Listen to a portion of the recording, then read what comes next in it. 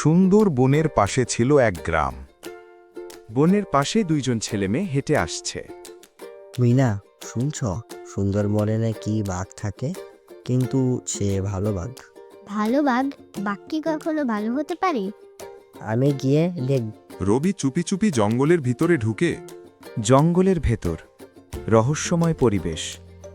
রবি গাছপালার মাঝে হাঁটছে। হঠাৎ গর্জন শোনা যায়।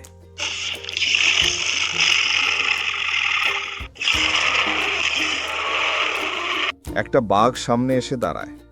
ওমা, তুমি বাঘ? ভয় পেও না, আমি বাঘা।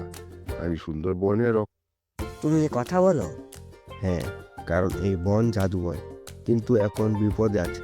কি বিপদ? মানুষ গাছ কাটছে, নদীতে ময়লা ফেলছে, বন শুকিয়ে যাচ্ছে। বাঘা রবিকে নিয়ে যায় এক বিশাল গাছের কাছে। সেই হলো বৃক্ষদেব। ছোট্ট মানুষ, তুমি আমাদেরকে সাহায্য করলে বন আবারও বাঁচবে। আমি কি করতে পারি? মানুষকে বোঝাও, গাছ কেটো না, ময়লা ফেলো না, প্রাণীদেরকে কষ্ট দিও না।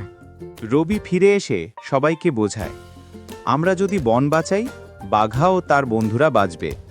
আচ্ছা, ঠিক আছে। আমরা সবাই মিলে কাজ করব।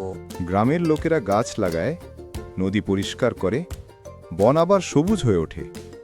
বাঘা ধন্যবাদ রবি, তুমি সত্যিকারের সুন্দরবনের বন্ধু।